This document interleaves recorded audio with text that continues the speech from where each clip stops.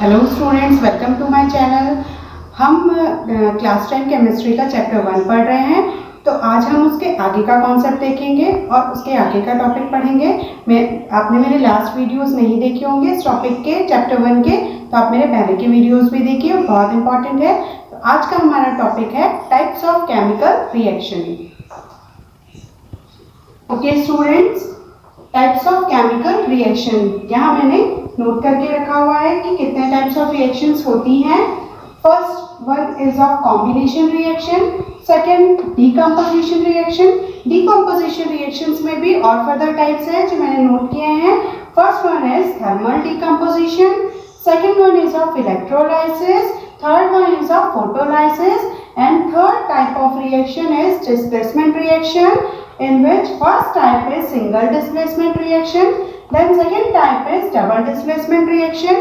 उसके भी further classification है जो है first is precipitation reaction and second one is of neutralization reaction. Fourth one is of redox reaction and last one is of exothermic and endothermic reaction. According to energy जो classification है exothermic and endothermic reaction. So students, हम इतनी type की reactions पढ़ेंगे इस chapter में। आज हम यहाँ first combination reaction and second decomposition reaction and third displacement reaction, ये तीन टाइप की रिएक्शन आज के हमारे वीडियो में हम कंप्लीट करेंगे। बाकी रिएक्शन हम नेक्स्ट वीडियोस में देखेंगे। ओके स्टूडेंट्स, तो आज का फर्स्ट हमारी रिएक्शन है कॉम्बिनेशन रिएक्शन। कॉम्बिनेशन रिएक्शन क्या होती है स्टूडेंट्स? कॉम्बिनेशन हमको वर्ड से ही समझ में आ रही है। ये जो भी रिएक्शंस हैं उनके मीनिंग आपको इनके वर्ड से ही समझ में आ जाएंगे। फर्स्ट है कॉम्बिनेशन। कॉम्बिनेशन का मीनिंग समझ में आ रहा है कंबाइन। कंबाइन मैंने वहाँ डेफिनेशन भी लिखी है कि जब when more than one reactant form a single product, जब रिएक्टेंट तो एक से ज्यादा होंगे, दो तीन रिएक्टेंट भी हो सकते हैं, बट प्रोडक्ट जो होगा वो सिंगल प्रोडक्ट यहाँ पर फॉर्म होगा, वही प्रोडक्ट बनेगा, that is called combination reaction. It means सारे जो रिएक्टेंट्स हैं वो कंबाइन होंगे और एक प्रोडक्ट का फॉर्मेशन करेंगे, that is called combination type of reaction. So students, बहुत सिंपल रिएक्शन है, आपको कुछ नहीं करना है, बस जितने भी रिएक्टेंट्स हैं उनको ऐड करना है। फॉर्मूला कैसे क्रिएट करते हैं ये मैंने पहले ही आपको बता चुका है मेरे पहले की वीडियोस में। तो यहाँ पे मैंने बहुत सारी कॉम्बिनेशन रिएक्शंस हैं जिनके एग्जाम्पल लिखे हैं। रिएक्शन को लिखने का पैटर्न भी मैंने अपने पहले की वीडियोस में बताया है। फर्स्ट कॉम्बिनेशन रिएक्शन का बेस्ट एग्जाम्पल है जो हम बहुत अच्छे से जानते हैं, इवन हमारे डेली लाइफ में भी हम ऐसी चीजें देखते हैं कि जब हम कैल्शियम ऑक्साइड क्या कहलाता है स्टूडेंट्स? लाइम। इस लाइम को जब वाटर में हम डिसॉल्व करते हैं तो कैल्शियम हाइड्रोक्साइड या लाइम वाटर का फॉर्मेशन होता है। लाइम वाटर का फॉर्मेशन होता है। तो ये फर्स्ट टाइप की कॉम्बिनेशन रिएक्शन है कि लाइम को में जब हम वाटर, चूने में जब हम पानी डालते हैं तो क्या बनता है? लाइम वाटर का फॉर्मेशन होता है। ओके, तो यहाँ पर हम जिस भी कंटेनर में उसको मिक्स करते हैं वो कंटेनर हीट हो जाता है। तो it's a type of exothermic reaction also. ये एक्सोथर्मिक टाइप की भी रिएक्शन है, एनर्जी रिलीज होती है, हालांकि वो हम फर्दर फिर से पढ़ेंगे एंडोथर्मिक और एक्सोथर्मिक रिएक्शन। तो this is the first common combination reaction. Second one is of formation of water. यहाँ हमने सारे रिएक्टेंट और प्रोडक्ट सबकी स्टेट भी लिखी हुई है, जैसे कि मैंने बताया था writing pattern of chemical equation में कि when H2 and O2 combines it forms water, वो वाटर का फॉर्मेशन करते हैं। Second, when H2 hydrogen and chlorine molecule combine they form hydrochloric acid. And second is when calcium oxide react with carbon dioxide it forms calcium carbonate. Okay, limestone, ये lime है, ये lime का formula है और ये carbon dioxide है। When it get combines, it forms a single product. आप इन सारी रिएक्शंस में देखेंगे स्टूडेंट्स तो आपको एक सिंगल प्रोडक्ट का फॉर्मेशन ही समझ में आ रहा है। रिएक्टेंट तो यहाँ पे दो हैं लेकिन प्रोडक्ट केवल एक ही फॉर्म हो रहा है। तो ये दो रिएक्टेंट कंबाइन हो रहे हैं आपस में और सिंगल प्रोडक्ट का फॉर्मेशन कर रहे हैं। तो यहाँ पर लाइमस्टोन का फॉर्मेशन होता है। Okay, Similarly, when ammonia react with a hydrochloric acid, it forms ammonia chloride. ये हम लैब में भी करते हैं। ये अमोनिया गैस का आइडेंटिफिकेशन भी है कि अगर किसी रिएक्शन में अमोनिया जो गैस है वो रिलीज हो रही है या इवॉल्व हो रही है, तो हम उसको आइडेंटिफाई कैसे करेंगे? तो उसके लिए हम HCl हाइड्रोक्लोरिक जो एसिड है, या फिर यहाँ पे हम लिक्विड भी ले सकते हैं सॉल्यूशन फॉर्म में भी, हाइड्रोक्लोरिक एसिड का जो सॉल्यूशन है उसमें ग्लास रॉड लैब में हम यूज करते हैं, ग्लास की रॉड, उसमें हम हाइड्रोक्लोरिक एसिड के सॉल्यूशन में इस ग्लास रॉड को डिप करेंगे और डिप करके जिस टेस्ट ट्यूब से, मान लीजिए ये टेस्ट ट्यूब है, इसमें हमने कोई ऐसी रिएक्शन करी है जिससे अमोनिया गैस इवॉल्व हो रही है, अमोनिया गैस रिलीज हो रही है, तो इस एसिड में डिप की हुई ग्लास रॉड को हम यहाँ लेकर आएंगे, इसके माउथ में, गैस जहाँ से इवॉल्व हो रही है उसके माउथ में लेकर आएंगे, तो जो अमोनिया और HCl का कॉम्बिनेशन होगा, उस कॉम्बिनेशन से अमोनिया क्लोराइड जो है वो फॉर्म होगा। ओके, अमोनिया क्लोराइड का फॉर्मेशन होगा। नेक्स्ट है when N2 combines with H2 it forms 2NH3, या फिर when नाइट्रोजन और हाइड्रोजन कंबाइंस होते हैं तो अमोनिया का फॉर्मेशन होता है। ये भी पहले मैंने आपको बताया स्टूडेंट्स, ये अमोनिया का लार्ज स्केल में प्रिपरेशन का मेथड है जो मैंने लास्ट क्लास में भी बताया था। हैबर्स प्रोसेस में हम यूज करते हैं इसको। तो ये this are the reactions, combination reactions है ये सारी, जहाँ पे दो जो रिएक्टेंट है वो मिलकर के आपका सिंगल प्रोडक्ट का फॉर्मेशन कर रहे हैं। Okay students, next reaction is, okay students, our next type of reaction is decomposition reaction. This is opposite of combination reaction. ये कॉम्बिनेशन रिएक्शन का बिल्कुल ऑपोजिट है। कॉम्बिनेशन रिएक्शन में हमने देखा कि जो रिएक्टेंट है वो कंबाइन होकर सिंगल प्रोडक्ट का फॉर्मेशन कर रहे थे, बट यहाँ पर ऑपोजिट है कि जो एक रिएक्टेंट है, सिंगल रिएक्टेंट है, वो डीकम्पोज होके दो प्रोडक्ट या more than two also products हमको यहाँ पर मिल रहा है। तो डीकम्पोज का मीनिंग होता है, डीकम्पोज मतलब ब्रेक डाउन, कि जो रिएक्टेंट है वो यहाँ पे ब्रेक हो रहा है और अपने कॉम्पोजिशन में जिससे वो बना है और एक से ज्यादा प्रोडक्ट हमको दे रहा है। That is called decomposition type of reaction, when reactant molecule breaks to form more than one product, जो एक से ज्यादा प्रोडक्ट यहाँ पे देगा। तो फर्स्ट इसका टाइप मैंने बताया था, फर्दर इसके टाइप्स हैं, 3 types, thermal decomposition, electrolysis and third one is of photolysis और फोटोकेमिकल डीकम्पोजिशन। तो 3 तरीके से डीकम्पोजिशन हो सकता है। थर्मल डीकम्पोजिशन, थर्मल का मीनिंग ही है हीट, कि जब किसी भी चीज को, किसी भी सब्सटेंस को आप हीट दे रहे हो, अगर रिएक्टेंट मॉलिक्यूल को आप हीट प्रोवाइड कर रहे हो और वो डीकम्पोज होता है तो वो थर्मल डीकम्पोजिशन कहलाएगा। हम इनिशियली जब प्रैक्टिकल स्टार्ट करते हैं अपनी 9-10 की क्लासेस में, तो हम ये वाला फंडा बहुत यूज करते हैं। हम रिएक्टेंट को ले लेते हैं टेस्ट ट्यूब में और हीट करते हैं और उससे इवॉल्व हो रही गैसेस का ऑब्जर्वेशन देखते हैं, जिससे समझ में आता है कि वो जो सब्सटेंस है वो कौन से रेडिकल से बना हुआ है। रेडिकल्स मैंने पहले भी बताया है। तो इसका एक एग्जांपल देखते हैं, कैल्शियम कार्बोनेट को, when calcium carbonate get heated it gives calcium oxide and carbon dioxide gas। ये कैल्शियम ऑक्साइड और कार्बन डाइऑक्साइड गैस इवॉल्व करता है।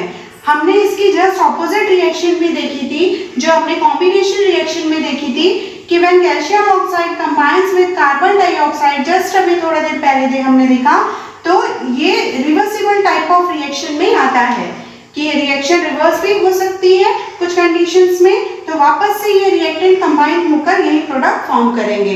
तो कॉम्बिनेशन में इसका रिवर्स हो जाएगा और डीकम्पोजिशन में इसका फिर से रिवर्स हो जाएगा। Okay students, next when lead nitrate, हम लैब में परफॉर्म करते हैं ये प्रैक्टिकल्स, जब हम 9th क्लास में या 10th क्लास में अपने, ताकि हम गैसेस का आइडेंटिफिकेशन जो है वो देख सके, गैसेस का आइडेंटिफिकेशन करने के लिए। तो व्हेन कार्बोनेट, कोई भी कार्बोनेट को जब आप हीट करते हो, हम कैसे ये प्रैक्टिकल परफॉर्म करते हैं, when carbonate gate heated it evolves carbon dioxide gas, कि जब किसी भी सब्सटेंस के कार्बोनेट को आप हीट करते हो तो वो कार्बन डाइऑक्साइड गैस इवॉल्व करता है, कार्बन डाइऑक्साइड गैस उससे बाहर निकलती है, जिससे आप समझते हो कि वो जो सब्सटेंस होगा इट में भी या कार्बोनेट, वो एक कार्बोनेट हो सकता है। फिर आप इस कार्बन डाइऑक्साइड का कंफर्मेशन करते हैं, इसको लाइम वाटर में पास करते हैं, तो लाइम वाटर मिल्की हो जाता है, जिससे आप समझ जाते हैं कि ये कार्बन डाइऑक्साइड गैस ही है। Next lead nitrate. जब लेड नाइट्रेट को आप हीट करते हैं तो वो लेड का ऑक्साइड देता है रेसिड्यू। यहाँ पे हमको लेड का ऑक्साइड मिलेगा। एक ऐसी रिएक्शन है जहाँ पे दो गैसेस यहाँ पर फॉर्म हो रही है ना, सिंगल रिएक्शन, एक ही रिएक्शन में दो गैसेस फॉर्म हो रही है, एक नाइट्रोजन डाइऑक्साइड और एक ऑक्सीजन गैस। तो दोनों का आइडेंटिफिकेशन कैसे होगा? तो when lead nitrate get heated it forms lead oxide, monoxide है ये, और nitrogen dioxide gas and oxygen gas. Oxygen gas का तो पता ही है कैसा आइडेंटिफिकेशन होगा, एक अमिशन को सपोर्ट करती है। एक लाइटनिंग कैंडल आप लेके आओगे, उसके सामने तो वो और तेजी से जलने लगेगी, तो ये ऑक्सीजन गैस का आइडेंटिफिकेशन है। नाइट्रोजन गैस का आइडेंटिफिकेशन आप कैसे करेंगे? सॉरी, नाइट्रोजन डाइऑक्साइड गैस का ये ब्राउन कलर के फ्यूम्स आपको इसके दिखाई देंगे। तो एक ऐसा, ये बहुत इंपॉर्टेंट रिएक्शन है आपके एग्जाम्स के लिए, बहुत ज्यादा इंपॉर्टेंट है एनसीईआरटी के लिए कि when lead nitrate get heated, एक ऐसी रिएक्शन है जहाँ पे दो गैसेस एक साथ इवॉल्व हो रही हैं। ओके स्टूडेंट्स, सेकंड फिर से हम यहाँ पे देखेंगे कि हमने यहाँ फिर से कार्बोनेट लिया है, कॉपर का कार्बोनेट लिया है, इसको हम हीट कर रहे हैं, तो फिर से यहाँ पर oxide, similar in case of calcium carbonate, similar reaction यहाँ पे हो रही है। वहाँ पे भी कैल्शियम का ऑक्साइड बना था और कार्बन डाइऑक्साइड गैस जो है वो रिलीज हुई थी। सिमिलरली किसी भी कार्बोनेट को आप हीट करेंगे, मेटालिक कार्बोनेट को, तो वो उसका मोनोऑक्साइड या ऑक्साइड का फॉर्मेशन करेगा और कार्बन डाइऑक्साइड गैस को रिलीज करेगा। यहाँ पे हर एक ही चीज कॉमन थी कि ये सब कैसे डिकम्पोज हो रहे थे? थर्मल हीट करने से ये डिकम्पोज हो रहे थे। नेक्स्ट डिकम्पोजिशन रिएक्शन है इलेक्ट्रोलाइसिस। यहाँ पे भी हम ये इन वर्ड्स से ही इनके मीनिंग निकाल सकते हैं अगर हम इन वर्ड्स को ब्रेक कर दें। Electro and lysis, electro through electric current, अगर हम करंट पास करें, लाइसिस मतलब होता है अगेन ब्रेकडाउन, ब्रेक करना जो मॉलिक्यूल है उसको। तो यहाँ पर आप मॉलिक्यूल को कैसे ब्रेक कर रहे हैं स्टूडेंट्स?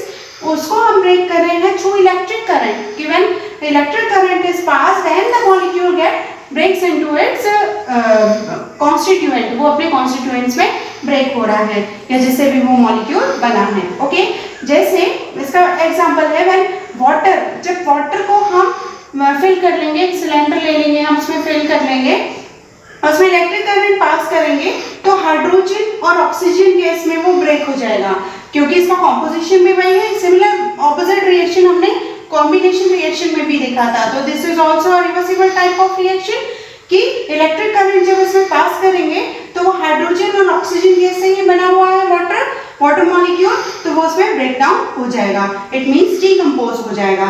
नेक्स्ट है सोडियम क्लोराइड। हम छोटी क्लासेस में ये करते हैं।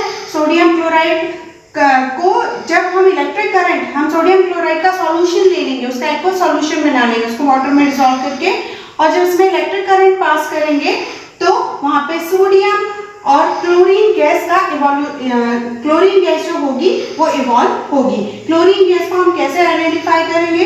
क्लोरीन गैस जो होगी वो येलोइश ग्रीन कलर की होती है, उसका आइडेंटिफिकेशन है। वैसे तो इस डिकम्पोजिशन इलेक्ट्रोलाइसिस के लिए एक पूरी प्रोसेस होती है।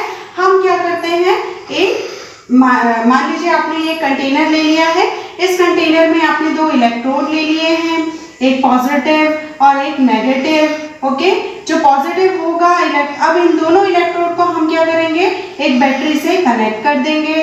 तो जो जिसको आप बैटरी के पॉजिटिव साइड से कनेक्ट करेंगे वो पॉजिटिव इलेक्ट्रोड कहलाएगा, और नेगेटिव साइड से कनेक्ट करेंगे वो नेगेटिव इलेक्ट्रोड कहलाएगा। इसमें जिस सॉल्यूशन का हमको इलेक्ट्रोलाइसिस करना है उस सॉल्यूशन को हम फिल करके रखेंगे।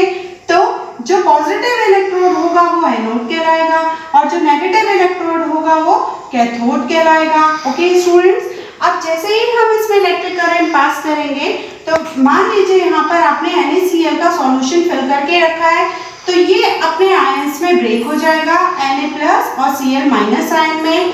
अगेन ये जो आयंस होंगे, फॉर एग्जांपल ये कैटायन है, मैंने पहले भी बताया है कैटायंस और एनायन के बारे में। ये कैटायन है, इसका मतलब इलेक्ट्रॉन की यहाँ पे डेफिशिएंसी है। अब ये कैटायन इलेक्ट्रॉन को ले लेगा। हम इलेक्ट्रोलाइसिस को फर्दर अपनी हायर क्लासेस में बहुत अच्छे से पढ़ेंगे। मैं अभी सिर्फ एक्सप्लेन कर रही हूँ कि इलेक्ट्रोलाइसिस क्या है। हायर क्लासेस में आपको इसका पूरा चैप्टर ही पढ़ना है। तो ये जो सोडियम आयन है, इसके पास इलेक्ट्रॉन की डेफिशिएंसी है, ये इलेक्ट्रॉन्स को गेन कर लेगा और सोडियम सॉलिड में चेंज हो जाएगा। वैसे ही जो क्लोरीन होगा इसके पास इलेक्ट्रॉन क्या है, एक्स्ट्रा है, एनायन इलेक्ट्रॉन को गेन करने से बनता है, ये इलेक्ट्रॉन को रिलीज कर देगा। और Cl2 क्योंकि ये डायटोमिक फॉर्म में ही मिलता है तो क्लोरीन गैस के फॉर्म में रिलीज हो जाएगी। अब एक इंपॉर्टेंट बात यहाँ पे ये है कि जो ये कैटायन है और ये एनायन है Cl- आयन, तो ये ऑपोजिट इलेक्ट्रोड की तरफ मूव करेंगे। इट मीन्स जो सोडियम आयन होगा it moves towards the cathodic side, cathodic side negative side है तो सोडियम हमको यहाँ पर ही मिलेगा, कैथोडिक साइड में मिलेगा, क्योंकि सोडियम में पॉजिटिव चार्ज था और कैथोड में नेगेटिव चार्ज था। तो ऑपोजिट आयन जो होंगे वो ऑपोजिटली चार्ज इलेक्ट्रोड की तरफ मूव करेंगे। तो सोडियम आयन सॉलिड फॉर्म में हमको कैथोड में डिपॉजिट किया हुआ मिलेगा। सिमिलरली जो क्लोरीन गैस होगी वो हमको एनोड से रिलीज होती हुई दिखाई देगी। तो this is the process of electrolysis. And last type of decomposition reaction is photochemical decomposition reaction। तो photochemical ये भी मैंने पहले बता चुकी हूँ। photo word is related to light, sunlight। जब हम किसी भी मॉलिक्यूल को सनलाइट से, मान लो कोई भी मॉलिक्यूल है आप उसको सनलाइट में रखते हैं और वो डिकम्पोज हो जाता है। मैंने इसका बेस्ट एग्जांपल मैंने अपनी पहले की क्लासेस में भी बताया है कि सिल्वर के जो भी प्रोडक्ट्स होते हैं या जो भी उनके कंपाउंड्स होते हैं उनको डार्क बॉटल्स में हम रखते हैं, like silver nitrate, silver chloride, because वो सनलाइट के आने से वो जो उनके कंपाउंड्स हैं सिल्वर के वो डिकम्पोज हो जाते हैं, बिकॉज ये लाइट सेंसिटिव कंपाउंड्स हैं। सिल्वर जो है वो फोटोकेमिकली डिकम्पोज हो जाता है। तो यहाँ पे मैंने लिखा भी है कि सिल्वर क्लोराइड व्हाइट कलर का कंपाउंड है ये, अगर उसको आप सनलाइट में रखेंगे तो वो चेंज हो जाएगा, अपने डिकम्पोज हो जाएगा। किससे बना हुआ है ये? सिल्वर से, ग्रेइश व्हाइट कलर के सिल्वर में, और फिर से क्लोरीन गैस यहाँ पे इवॉल्व होगी येलोइश ग्रीन कलर की। क्लोरीन गैस का क्या आइडेंटिफिकेशन है? येलोइश ग्रीन कलर की होगी।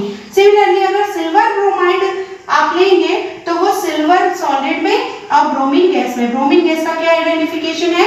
ये ब्राउन कलर का की गैस होगी। वैसे तो ये लैब में ब्रोमीन वाटर के फॉर्म में मिलती है। सो स्टूडेंट्स ये फोटोकेमिकल डिकम्पोजिशन था। यहाँ एक बात आपके लिए बहुत इंपॉर्टेंट है कि सिल्वर के जो कंपाउंड्स है वो डार्क बॉटल्स में क्यों रखते हैं? बिकॉज वो फोटोकेमिकली डिकम्पोज हो जाता है। देन नेक्स्ट, तो इस तरीके से ये आपका डिकम्पोजिशन रिएक्शन फिनिश होता है। और आज के में हमारे लास्ट बाकी जो रिएक्शन बचेंगे वो हम अपनी नेक्स्ट क्लास में देखेंगे। एक और रिएक्शन हम देखते हैं, वो है स्टूडेंट्स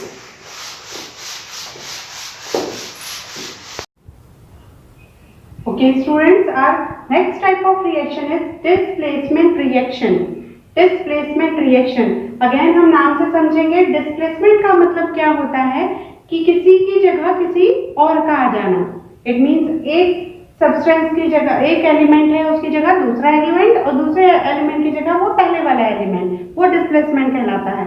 रिप्लेसमेंट मतलब क्या होगा कि एक को हटा दिया और दूसरा आ गया, बट यहाँ पे डिस्प्लेसमेंट का मतलब एक जो एलिमेंट है वो और दूसरा एलिमेंट, वो दोनों एक दूसरे को एक्सचेंज करेंगे, तो वो आपका डिस्प्लेसमेंट टाइप का रिएक्शन है। यहाँ पर दो टाइप के डिस्प्लेसमेंट रिएक्शन हम पढ़ेंगे, सिंगल डिस्प्लेसमेंट रिएक्शन और डबल डिस्प्लेसमेंट रिएक्शन। ये आपकी बहुत बहुत बहुत मोस्ट इंपॉर्टेंट रिएक्शन है, ये मोस्ट इंपॉर्टेंट रिएक्शन है। वेट स्टूडेंट, एग्जाम के लिए मोस्ट इंपॉर्टेंट रिएक्शन है। आप अभी जो हमने जितनी टाइप्स ऑफ रिएक्शन पढ़ी है इस चैप्टर के लिए वो सब कुछ बहुत इंपॉर्टेंट है आपके बोर्ड एग्जाम्स के लिए। तो फर्स्ट हम पढ़ेंगे सिंगल डिस्प्लेसमेंट रिएक्शन। यहाँ ये डिस्प्लेसमेंट रिएक्शन पढ़ने के पहले हमको ये एक्टिविटी की सीरीज पढ़नी होगी। ये बहुत इंपॉर्टेंट है ये एक्टिविटी की सीरीज। इस एक्टिविटी सीरीज को, एक्टिविटी की सीरीज का मतलब क्या है? ये एक्टिविटी की सीरीज भी हम बोल सकते हैं कि हम कैसे पता करेंगे कि कौन सा जो एलिमेंट है या कौन सा जो मेटल है वो दूसरे मेटल को डिस्प्लेस करेगा। ऐसा नहीं है कि कोई भी मेटल एक दूसरे में एक्सचेंज कर सकता है। इसके लिए एक इम्पॉर्टेंट है क्राइटेरिया है कि हमें ये रिएक्टिविटी की सीरीज को लर्न करना होगा। इसको लर्न करने का भी पैटर्न होता है। यहाँ हाइड्रोजन को हम स्टैंडर्ड लेते हैं। इस हाइड्रोजन को, वैसे तो ये रिडक्शन पोटेंशियल के बेसिस में होता है, बट आपको अभी कितना याद करना है आपकी क्लासेस के लिए कि जो हाइड्रोजन के ऊपर आने वाले और हाइड्रोजन के नीचे आने वाले एलिमेंट्स के आपको नाम याद रखने हैं, आपको ये इतनी सीरीज याद रखनी है आपकी क्लासेस के लिए, that will be enough for you. तो आप कैसे लर्न करेंगे इसको? तो जो भी एलिमेंट, जो मेटल हाइड्रोजन के ऊपर आ रहे हैं वो मेटल जो होंगे मोर रिएक्टिव होंगे। जैसे हम जानते हैं पोटेशियम तो हाईली रिएक्टिव होता है, उसके बाद सोडियम भी हाईली रिएक्टिव होता है। इवन सोडियम को तो हम केरोसिन में डिप करके रखते हैं बिकॉज वो एयर के कांटेक्ट में आने पे भी रिएक्ट करने लगता है। ओके, तो इस तरीके से जो हाइड्रोजन के ऊपर जो आ रहे हैं, जो भी आपके मेटल हैं, वो मोर रिएक्टिव मेटल हैं, और जो नीचे आ रहे हैं वो लेस रिएक्टिव मेटल हैं। तो ऊपर आने वाले मेटल्स में potassium, sodium, calcium, magnesium, aluminium, zinc, iron, tin और लेड है। नीचे आने वाले में आप बहुत इंपॉर्टेंट चीज है यहाँ पे कॉपर, मरकरी, सिल्वर, गोल्ड और प्लेटिनम। सिल्वर, गोल्ड, प्लेटिनम नीचे आ रहे हैं, इसलिए ये सबसे लीस्ट रिएक्टिव मेटल कहलाते हैं। ये नोबल मेटल है, इट मींस ये जल्दी ही किसी से भी रिएक्शन नहीं करते हैं, इसलिए जो भी ऑर्नामेंट्स हैं वो इन्हीं मेटल्स के बनते हैं।